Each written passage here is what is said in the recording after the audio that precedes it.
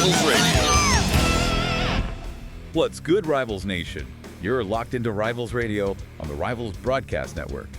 I'm Wally, bringing the heat. And I'm Dee, ready to jump in. Yeah, with Dee. Here to recap Week 2 and look ahead to Week 3. Yo! Week 2 was wild, wasn't it? We're about to get into a deep dive on all that action and what's coming next. Definitely. This past week threw some serious curveballs, showcased some incredible talent. Yeah, you won't want to miss our breakdown. Absolutely. We'll cover the biggest upsets, the dominant performances, those shakeups in the top 25, and all the individual brilliance that's making this college season unforgettable. And of course, we'll give you that full preview of Week 3's must-watch matchups. All right, let's kick it off. Week 2. My general impression, just kind of nuts. We saw some teams just flex, you know? Pure dominance. Like, number 3, Oklahoma. 31-10 over Syracuse. Pretty commanding. Solid win. And number 8, USC just rolled Southern Miss 51-3. Yeah, barely broke a sweat there. Right. Then, number 7, Georgia routing Missouri State 54-3. Number 2, Ohio State handled Louisiana 27-3. These top teams, they mostly took care of business. They did, but you got to talk about Michigan, right? Number 4, Michigan. Oh, absolutely. That wasn't just a win, that was a statement. 81-3 over Houston. 81? Yeah. I mean, the sheer scale of that. It's kind of staggering. Just absolute domination. Incredible. But it wasn't all blowouts. We had some tight ones, too. Yeah, definitely. Some edge-of-your-seat stuff. Right. Missouri edging out Kansas in that shootout. What was it, 63-42? 53-42. Points just flying onto the board. Right. And number 9, Texas, they survived Arizona State 27-20. That was a close call. Yeah, we hung on there. And Louisville had a narrow one, too, 23-20 over Virginia. Those games keep you guessing. They really do. Yeah. But the big one, the real shocker. You got to talk about it. South Carolina. Losing to Ball State. 17-18. How does that even happen? That's the beauty and the madness of college football, right? It keeps things exciting. Huge upset, massive implications. No kidding. Anybody can beat anybody on a given Saturday, I guess. Exactly. And got to mention Notre Dame, too. Another strong showing. 52-3 over Virginia Tech. They look good. Very strong. And Coastal Carolina pitched a shutout, 39-0 against Akron. Impressive stuff all around. Incredible week. Like you said, Michigan and Notre Dame were absolute beasts. That Kansas-Missouri game was a barn burner. Yeah. You saw some teams make real statements, and others. Yeah. Well, like South Carolina. Yeah. They've got some serious soul-searching to do after that Ball State upset. No doubt. Which kind of leads us perfectly into the rankings, right? The updated top 25. Let's see who moved. Well, the very, very top stayed put. No. Which isn't too surprising after those wins. Clemson's still number 1. Okay. Ohio State number 2, Oklahoma 3, Michigan 4, and Penn State holds at number 5. Those guys are solidifying their spots. Right, the elite tier looks locked in for now. But further down, lots of movement. We saw some teams make some nice jumps. Yeah. Like who? Washington climbed 3 spots to number 16. Auburn moved up 2 to number 18. Okay, nice moves. California also up 2 to number 19. And Utah made a big leap, up 4 spots to number 21. Wow, Utah moving up. Yeah, and Boston College cracked up 2 spots to number 22 as well. Teams making moves, building momentum. Good for them. But someone had to drop. Oh, yeah, and it was a big drop. LSU. Oof. How far? 9 spots, all the way down to number 20. 9. Wow. That raises some eyebrows for sure. Questions about what's going on there. Definitely. And we've got a new face in the top 25. Oklahoma State jumps in at number 25. Welcome to the party, Oklahoma State. And just real quick, North Carolina slipped a bit, down 2 spots to number 24. Okay, so the cop looks solid, like you said, but those mid-tier shifts, especially LSU's slide, man, it just shows how quickly things can change in this league. Absolutely. If you're following your team's path to the playoffs, every single one of these moves matters. You got to pay attention week to week. Couldn't agree more. And speaking of paying attention, let's shift to the players. Some huge individual performances, and the Heisman race is already heating up. Oh yeah, let's get into the stars. Who's leading the Heisman pack right now? Well, according to the early buzz, the top 5 looks something like this. Burt Bean, the QB from Michigan, he's got to be up there after that performance. For sure. Then you've got Dorsey, the Miami QB, Vic from Florida State. That guy's electric. Always dangerous. Freddie Mallett, QB from Missouri, is putting up monster numbers, and last year's winner, Hall from Illinois, is still right in the mix. It's a QB-heavy list right now. Makes sense. This guy's touching the ball on every play. Okay, let's talk stats. Passing first. Yeah, passing prowess. Mallett from Missouri is leading in yards by a good margin, 1,297 yards already. Yeah. Almost 1,300 yards in 2 weeks. Yeah, he's airing it out. Hall from Illinois is second with 914. Still great numbers. Definitely. For touchdowns, Lord from Arkansas leads with 12 TDs. Hall's got 10. These quarterbacks are putting up, like, video game numbers. Seriously. Any flags, though? Interceptions? Well, yeah, with that volume comes some risk. Hall has thrown 2 picks. Mallett has 1. Something to keep an eye on. Always is. Okay, ground game. Who's pounding the rock? Hunter from Michigan leads in rushing yards with 334. Judkins from Florida State is right behind him at 303. Strong starts for both. Touchdowns. Conklin from Georgia Tech is leading the way there, and it's kind of wild. 7 rushing touchdowns already. 7. Goodness. Finding the end zone. Yeah, he's got a nose for it. And look at the averages. Judkins is averaging 10.4 yards per carry. Wow, over 10 yards a pop. And Conklin's at 8.9. Just explosive rushing attacks from those guys. Incredible efficiency. How about the receivers? Who's catching all these passes? Well, Ebron from Missouri leads in yards with 328. It's super tight after him, though. Brahms and Stewart both have 323 yards. Neck and neck. Basically, yeah. For touchdowns, Lemur from Mississippi State has 5. Stewart's got 4. And again, those averages. Brahms at 23.1 yards per catch. Lemur at 22.9. Big play threats. Stretching the field. Love to see it. All right, can't forget the defense. Who's making plays on that side? Gotta start with tackles. Kansas has a trio just dominating. Emory with 34 tackles. 34 already. Yeah. Locke has 30. Olaseni has 28. They are just everywhere for that Jayhawks defense. True tackle machines. Flying to the ball. Sack masters. You've got to look at Ohio State. That tandem of Rizzo and Summers is terrifying. Rizzo leads the league with 9 sacks and 13 tackles for loss. 9 sacks in 2 games. Yep.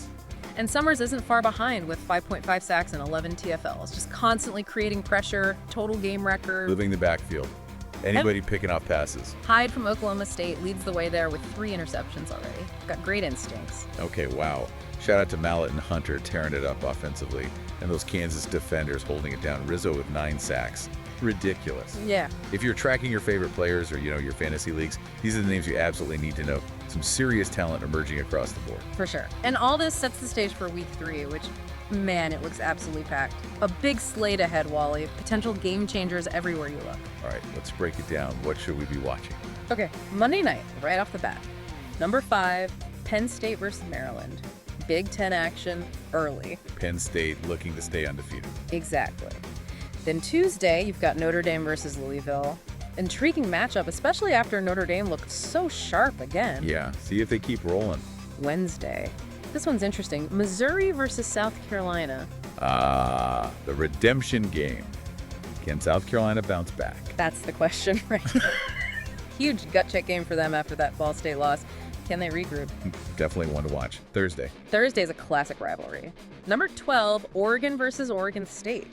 Always spicy. Oh yeah, the Civil War. Love that game. Friday, you got number 6, NC State taking on Kansas State. Could be a lot of points in that one. Firepower on both sides. Okay, so the week builds up nicely. What about the main course on Saturday? Saturday's got the blockbusters, huge matchups. First, number 20 LSU. The team that slid. Yeah, the Sliders. They go up against number 1 Clemson. Oof. Massive test for LSU. Trial by fire. Yep. Huge test. Can they hang with the champs? Then Florida State LSO gets a shot at number 1 Clemson. Back-to-back big games for Clemson. Yeah, a tough stretch for them. Keeps them honest. Florida State will want to make a statement there too. And number 15 Alabama takes on Minnesota. Bama looking to keep climbing. A lot of ranked matchups, a lot of intrigue. And one more note. Number 4 Michigan, after that huge win, they've got a bye week. Or an upgrade week, as they call it sometimes. Chance for them to rest up, maybe get even better. Exactly. A chance for them to regroup, refine, maybe tweak some things. We'll see how that impacts their momentum coming out of it. That's a loaded lineup, Dees. Seriously. Right. You've got top-ranked teams facing serious tests, rivalries that could define seasons. Wow. You won't want to miss a single second of the action this week. Not at all. Just this. Wally Week 3 is going to be epic. So get your popcorn ready. Seriously. Right. I've got mine ready. The storylines are only getting more intense. The players are delivering. Yeah. Catch us next time for all the highlights from Week 3. Absolutely. Peace out, Rivals Nation. Thank you for listening from Rivals Radio and Rivals Broadcast Network.